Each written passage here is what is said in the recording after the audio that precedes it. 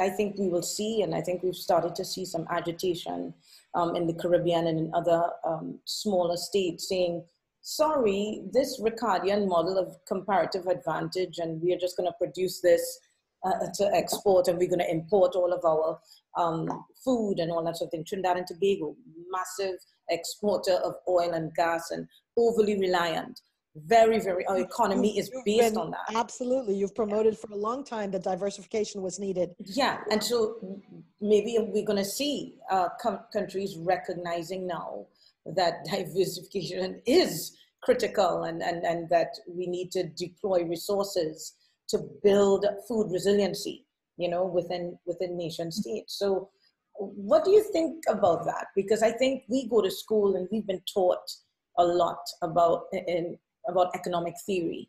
And I know the whole international trade system has been influenced by Ricardian theory, and that theory of competitive advantage, which I came across.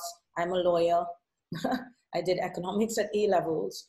But when I began to specialize in public procurement, you cannot help but see the connections between public procurement and economics and trade and all of that. And so I came across them within the last 20 years, right? And initially, my initial was like, really? Really? Because it makes a lot of assumptions, doesn't it? It makes a lot of assumptions about, you know, that the market is going to be liberal, completely liberal and free and easy and all of that. And then it leaves countries very vulnerable and dependent, you know? And so are we going to see, do you think, you know, a stepping back from the kind of way you get in a room with these economists and all of that, and you're just schooled, this is the only way it must be? I wonder if we are going to see going forward a more pluralistic approach to economic theory, you know, opening up of different kinds of ideas, and that it might be okay for a country to focus on feeding their people first, using their resources to enhance their own quality of life first, across the board. Take care of your geographic area, then in terms of access, looking to export. I don't know, what do you think? I think, Margaret, you may have hit it on the nose and laid it out as well as I would have, if not better. The reality is those conversations are already being had. If you start to look at the kind of regional or national newspapers in some of the regions that are not mainstream media focused, you start to see that people are already writing and talking and discussing. Governments are already talking about doing this. Question will be really, how is that going to be done? Which governments will focus on what? Because there are areas where, you know, simply food security, for example, as one issue, you know, there are countries that simply aren't able to provide for their populations, even if they wanted to grow certain fruits and vegetables and meat products. So you are going to see people turning inward, having a discussion about how to secure, first and foremost, their food supply, and then secondly, looking at how to diversify their economies. You come from a country, Trinidad and Tobago, that has long been criticized for focusing way too much on the extractive industries. And now we're seeing with oil barreling down to $2 a barrel, something like that, and OPEC cutting production. All of a sudden, all of those who have been saying for so many years, please diversify, you must diversify. These are the areas you should diversify into: technology, the blue economy, food production, etc. All of those are now coming back to the forefront and saying, hey, maybe we should have listened to these people because it made sense.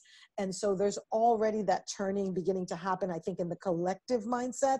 Now the question is, in terms of policy, are we going to see it? And if we don't see it, I feel that people were going to need to push for that. Citizens are going to have to engage and push their governments to give them that kind of policy support. And when I say policy support, I'm talking about subsidies, I'm talking about training, I'm talking about putting into frameworks where governments can exchange with one another, but where individuals can exchange with one another. There are countries that have access to advanced seeding, for example, that they can share with other countries and help crops, managing of, I saw the other day in BBC that there's a virus going around in the olive trees in Europe, and it could potentially cost billions and devastate the olive supply.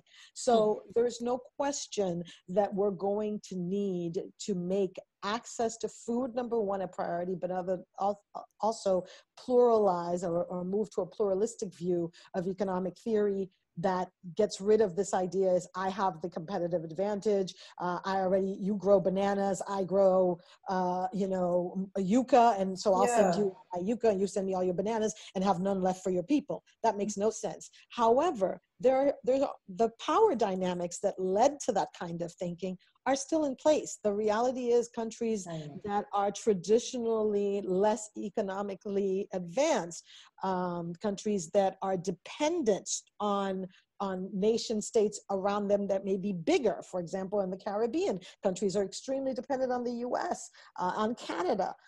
So you might want to see those countries taking a more regional focus to try to bring into their policy framework ways that will make sure that these kinds of monolithic ways of looking at trade and global production are eliminated, and they can focus on making sure their persons, their people, their populations have what's needed. In fact, that's what Mr. Trump started with his whole America First idea, but it was America first at the expense of others, and that's something we don't want to see. We want other countries to have market access and to be able to feed their peoples as any other country should. I love how you put that. I love that balance. I was perhaps too passionate about it, but it is something that really touches my heart because my family is from Haiti, as you know, and is always described as one of the poorest countries in the Western Hemisphere. But I can tell you that Haiti has all of the fruits and vegetables that it needs. What it doesn't have is the opportunity to transport them over good roads or distribution lines to the rest of the Caribbean or the rest of the world, primarily because its main trading partner is the United States, and the United States wishes to control how those goods move about. And when you have quote unquote donor countries going to Haiti, and in fact, contracts are awarded to those same donor countries. I know. Don't start me. We need to have a whole conversation about that. Right. On Haiti and the decimation of their industries, with the dumping of goods. Haiti used to produce all its rice. I've read on that. It's just, don't start. Right. There's so much, and you are such, I think, a powerful articulator of these issues from a global South perspective, which is why I always connect with you, and we've done so much work together in the Caribbean.